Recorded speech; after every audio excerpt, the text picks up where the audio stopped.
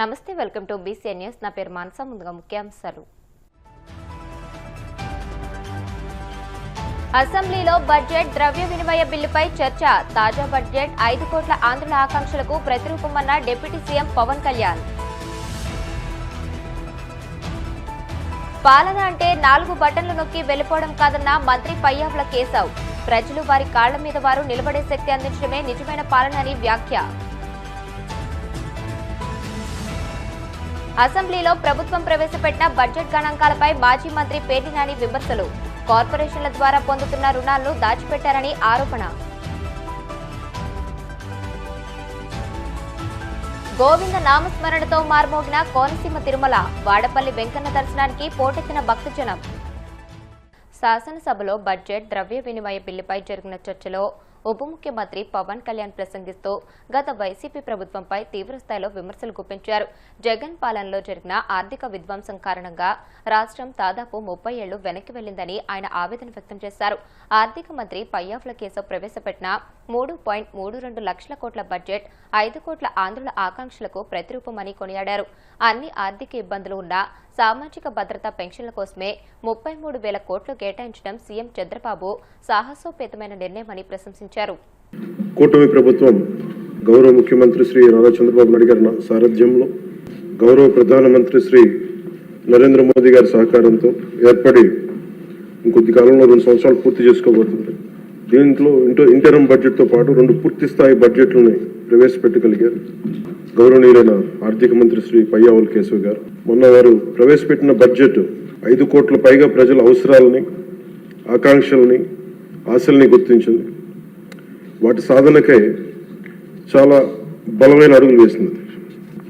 Particular ఇది మనకున్న ఆర్థిక పరిస్థితులు కానీ 2014 రాష్ట్ర విభజన జరిగినప్పటి నుంచి కానీ 2019 నుంచి 24 వరకు ఒక అరాచకమైన అనిశ్చితితో కూడిన ప్రభుత్వం కానీ ఈ కేయాటిక్ ఇలాంటి గందరగోళం మధ్యలో ఇంత అవకతవకల మధ్యలో కూడా చాలా 3,32,205 కోట్లతో బడ్జెట్ చాలా చాలా ఉన్న పరిమితమైన వనరుల్ని, ఉన్న మానవ వనరుల్ని ఎంత జాగ్రత్తగా వాడాలి, ఎంత జాగ్రత్తగా ప్లాన్ చేయాలన్నది ఈ బడ్జెట్ చాలా చాలా తెలియజేసిన అధ్యక్ష. ఇందాక నేను చెప్పింది మన ప్రజల అవసరాలని, ఆకాంక్షలు నేను చెప్పడానికి కారణం కూటమి ప్రభుత్వం ఈ ఏడాది కేవలం సామాజిక పెన్షన్ల కోసమే దాదాపు 33,000 కోట్లు పైగా ఖర్చు చేయనుంది అధ్యక్ష. ఇది ఎలాంటి పరిస్థితుల్లో ఖర్చు చేస్తున్నామంటే గత ప్రభుత్వం 9.74 లక్షల కోట్ల అప్పుల్ని సృష్టించి మనకు ఆర్థిక విధ్వంసం నుంచి మనల్ని నెట్టేస్తే ఇలాంటి పరిస్థితుల్లో ఏ నాయకుడికైనా సరే, ఏ పార్టీకైనా సరే చాలా ఒక అస్తవ్యస్తంగా ఉండే పరిస్థితులు. దీంట్లో వీటన్నిటిని తట్టుకొని దానికి ఎలాంటి ఆలోచన విధానం ఉండాలి ఆ వ్యక్తికి అని చెప్పడానికి ముఖ్యమంత్రి గారు ఒకసారి ఆలోచించాలి. పయ్యావుల కేశవ్ గారు ఆ రోజు బడ్జెట్ ప్రసంగంలో చాలా బ్యూటిఫుల్ కోట్ చేస్తూ వెళ్ళారు. దాంట్లో ఒకటి రవీంద్రనాథ్ ఠాగూర్ గారు చెప్పింది, తాను నాటిన చెట్ల నీడలో తాను ఎప్పటికీ కూర్చోలేనని తెలిసిన భావితరాల కోసం చెట్లు నాటి వ్యక్తి జీవితం యొక్క నిజమైన విలువను అర్థం చేసుకున్నవాడు అన్ని విశ్వకవి రవీంద్రనాథ్ ఠాగూర్ గారి మాటల్ని ఇక్కడ ఆయన ఉటంకించారు అధ్యక్ష. ఇది వారిని ఎలా కంపేర్ చేశారంటే ఒక దూరదృష్టి, దక్షత, దార్శనికత ఉన్న గౌరవ ముఖ్యమంత్రి వారు చంద్రబాబు నాయుడు గారితో కంపేర్ చేసి చెప్పారు అధ్యక్ష. ఎందుకంటే మనకు ఉన్న పరిస్థితుల్లో ఉన్న పరిమితమైన వనరుల్ని, ఉన్న మానవ వనరుల్ని ఎంత సమర్థవంతంగా వాడుకోవాలి అని అనటానికి ఆయన దూరదృష్టి, ఆయన పరిపాలన దక్షత, అలాగే ఆయన దార్శనికత ఈ 2 ఈ బడ్జెట్లో చాలా స్పష్టంగా ఆయన గైడెన్స్ కానీ వారి పయ్యావుల కేశవ్ గారితో కలిసి వారు దీన్ని తీసుకొచ్చిన విధానం కానీ మనస్ఫూర్తిగా గౌరవ ముఖ్యమంత్రి గారికి మనస్ఫూర్తిగా ఈ సభ తరపున వారికి అభినందనలు తెలియజేస్తాను. అండ్ ఈ ప్రభుత్వం దూరదృష్టి, దక్షత, దార్శనికత ఉంటే గత ప్రభుత్వం ధ్వంసం, విధ్వంసం, విచ్ఛిన్నంతో కూడిన ప్రభుత్వం. ఒకసారి ఎట్లా చెప్పాలి బడ్జెట్ మనకి ఏమేమి ఉన్నాయో ఒకసారి మీకు ప్రజెంట్ చేయడానికి అధ్యక్ష. మనకు వాళ్ళు వదిలేసి వెళ్ళింది 9.74 లక్షల కోట్ల అప్పులు అధ్యక్ష.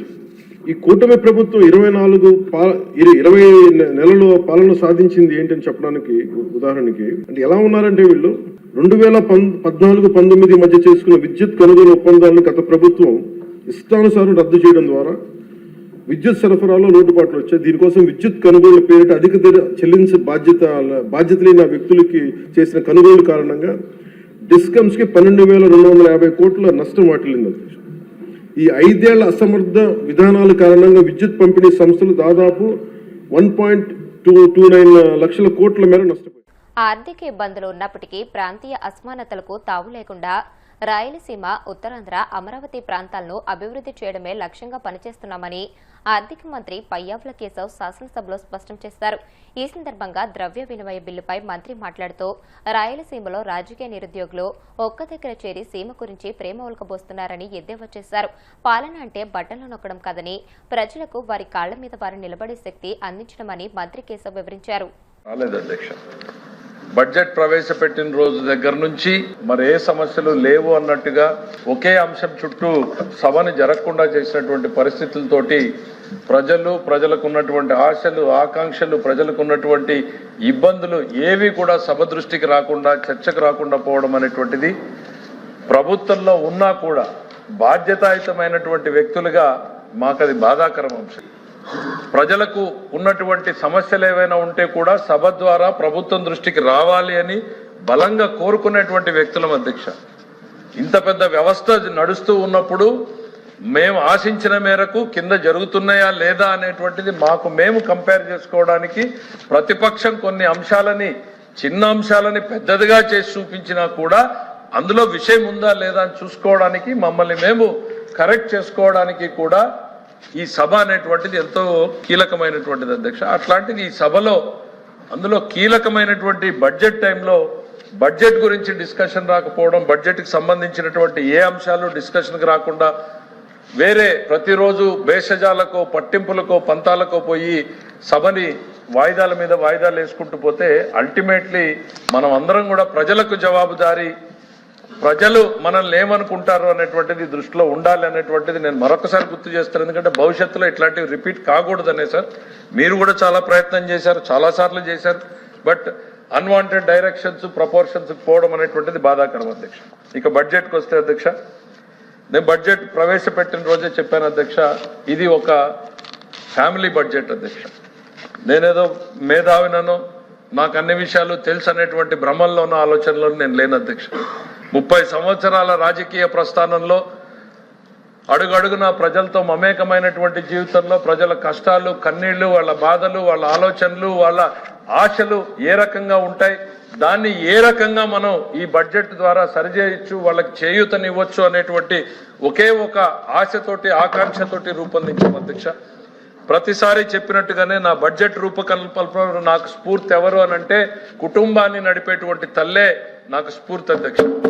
ఎందుకు అనంటే కుటుంబానికి నడపడానికి సరిపడా ఆదాయ వనరులు ఉన్నా లేకపోయినా, ఆ నడిపే పరిస్థితులు ఉన్నా లేకపోయినా, కుటుంబంలో ఎవరికి ఏది ఎప్పుడు కావాలి అనేటువంటిది తల్లి నిర్వహించినట్టుగా ఎవరు నిర్వహించలేరు అధ్యక్ష.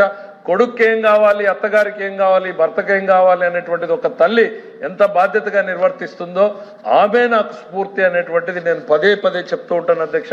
అదే స్ఫూర్తితోనే ఈ బడ్జెట్ ని రూపొందించాను అధ్యక్ష. చాలా మంది అంకెలు సంఖ్యలతోటి మాట్లాడుతూ ఉంటే నేను నా బడ్జెట్ స్పీచ్ లో అసెంబ్లీలో కూడా చెప్పాను అధ్యక్ష, భాషని సరళీకృతం చేసేటువంటి ప్రయత్నం చేస్తున్నాను.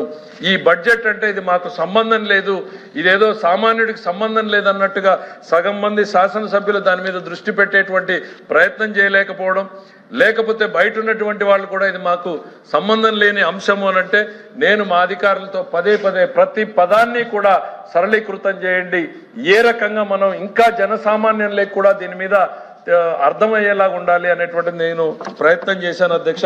అందుకే మా అరుణ్ గారు బుక్ రాలేదు అన్నప్పుడు నేను స్పాంటేనియస్ గా రియాక్షన్ అవడానికి అక్కడ రాజకీయం కాదు అధ్యక్ష, నా ప్రయత్నం ఎక్స్ట్రా చేశాం ఈసారి. దాంట్లో 2 భాగాలు చేసి ఇంకా సింప్లిఫై చేసి అదే బుక్ లో బ్యాక్ సైడ్ కూడా పెట్టాం అధ్యక్ష. రకరకాలుగా అంటే పిక్టోరియల్ గా పెడితే కొంచెం ఈజీగా అర్థమవుతుంది అని గ్రాఫుల రూపంలోనూ ఈ రకంగా చేయడం జరిగింది అధ్యక్ష. సరళీకృతం చేయడమే ప్రధానంగా ముందుగా చేశాం అధ్యక్ష. ఆంధ్రప్రదేశ్ అసెంబ్లీలో ప్రభుత్వం ప్రవేశపెట్టిన గణాంకాలు బడ్జెట్ వివరాలపై మాజీ మంత్రి పేర్ని నాని తీవ్రస్థాయిలో ధ్వజమెత్తారు. ముఖ్యమంత్రి చంద్రబాబు సభ సాక్షిగా అప్పుల విషయంలో తప్పుడు లెక్కలు చెప్పారని ఆయన ఆరోపించారు. గతేడాది సుమారు 1.03 లక్షల కోట్లు అప్పు చేసిన ప్రభుత్వం ఈ ఏడాది 97,000 కోట్లు తీసుకుంటామని బడ్జెట్లో పేర్కొన్నప్పటికీ కార్పొరేషన్ల ద్వారా పొందుతున్న రుణాలను మాత్రం దాచిపెడుతుందని విమర్శించారు. కేవలం 2 నెలల్లో 57,000 కోట్ల ఆదాయం వస్తుందని ప్రభుత్వం చెప్పడం వాస్తవానికి విరుద్ధమని, రాష్ట్ర ఆర్థిక పరిస్థితిపై ప్రజలను తప్పుదోవ పట్టిస్తున్నారని మండిపడ్డారు.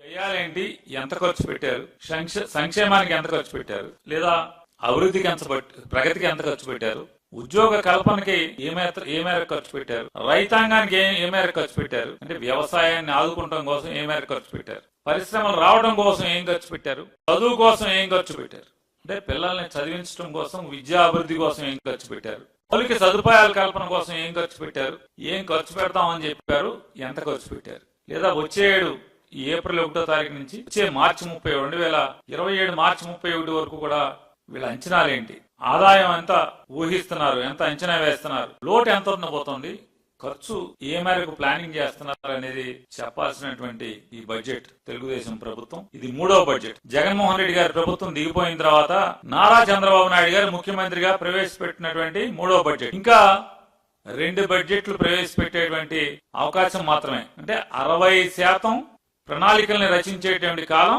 కర్పూరంలా కరిగిపోయింది. ఇంకొక 2 బడ్జెట్లు మాత్రమే వీరు ప్రణాళికలు రచించగలరు. 26 ఫిబ్రవరి 11వ తారీఖు నుంచి ఈ నెల మార్చి 6వ తారీఖు వరకు, అంటే నేటి వరకు ఆంధ్రప్రదేశ్ రాష్ట్ర అసెంబ్లీ బడ్జెట్ సమావేశాలు సుమారుగా, అంటే దాదాపుగా 16 పని దినాలు బడ్జెట్ సమావేశాల్లో అసెంబ్లీ నడిస్తే, సహజంగా అసెంబ్లీ జరుగుతుందంటే అందులో మరి బడ్జెట్ సమావేశాలు జరుగుతున్నాయంటే ఈ ఆంధ్ర రాష్ట్రానికి ఏం అభివృద్ధి జరగబోతోంది.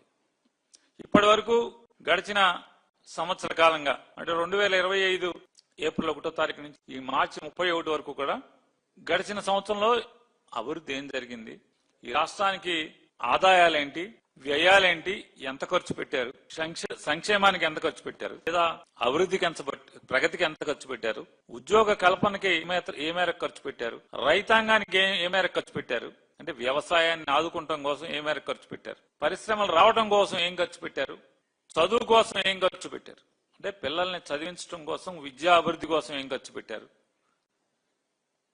మౌలిక సదుపాయాల కల్పన కోసం ఏం ఖర్చు పెట్టారు, ఏం ఖర్చు పెడతామని చెప్పారు, ఎంత ఖర్చు పెట్టారు, లేదా వచ్చే ఏడు ఏప్రిల్ 1వ తారీఖు నుంచి వచ్చే మార్చి 2027 మార్చి 31 వరకు కూడా వీళ్ళ అంచనాలేంటి, ఆదాయం ఎంత ఊహిస్తున్నారు, ఎంత అంచనా వేస్తున్నారు, లోటు ఎంత ఉండబోతోంది, ఖర్చు ఏ మేరకు ప్లానింగ్ చేస్తున్నారు అనేది చెప్పాల్సినటువంటి ఈ బడ్జెట్ తెలుగుదేశం ప్రభుత్వం.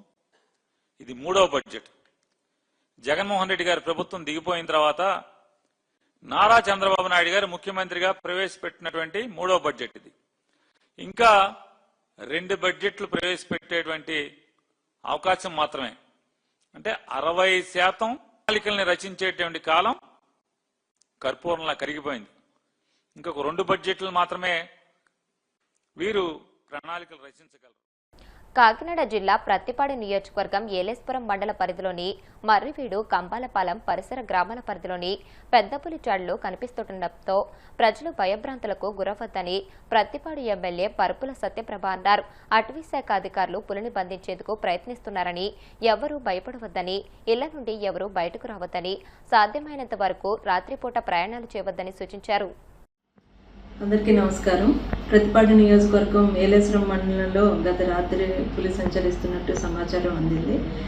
సమాచారం అందిన వెంటనే కూడా ఫారెస్ట్ అధికారులు రాత్రి నుంచి దాన్ని పట్టుకోవడానికి తనిఖీలు చేస్తున్నారు, గాలింపు చర్యలు చేపట్టారు. పాదముద్రలు ఎక్కడ ఉన్నాను దాని కంబాలపాలెం దాని చుట్టుపక్కల ప్రాంత ప్రజలందరూ కూడా ఎటువంటి భయభ్రాంతులకు గురి కావద్దు. ఎక్కడైనా మీకు ఎటువంటిదైనా పులి సంచరించినట్టు ఆనవాళ్ళు ఎక్కడైనా కనిపిస్తే వెంటనే అధికారులకి తెలియపరచవలసిందిగా ఈ సందర్భంగా కోరుకుంటున్నాను. చుట్టుపక్కల ఉన్న ప్రాంత ప్రజలందరూ కూడా రాత్రులు ప్రయాణం, అదేవిధంగా పశువులు ఉన్న రైతులందరూ కూడా వాటికి గురించి కొంచెం జాగ్రత్తలు తీసుకోవాలి. చుట్టుపక్కల ఉన్న అందరికీ కూడా అవగాహన కల్పించాలి. అదేవిధంగా ఎక్కడ ఎటువంటి భయభ్రాంతులు గురి కావద్దు. ఫారెస్ట్ అధికారులు అయితే ప్రభుత్వం తరపు నుంచి అయితే అతి తొందరలోనే దాన్ని పట్టుకోవడానికి అన్ని చర్యలు చేపట్టడం జరిగింది. ఈ సందర్భంగా ఎవరు భయభ్రాంతులకు గురి కావద్దని తెలియజేసుకుంటూ మీరు మీ పరిధిలో ఉన్నంత వరకు జాగ్రత్తగా ఉండవలసిందిగా కోరుకుంటున్నాను. ఇప్పుడు కాసేపు ప్రకటనలు.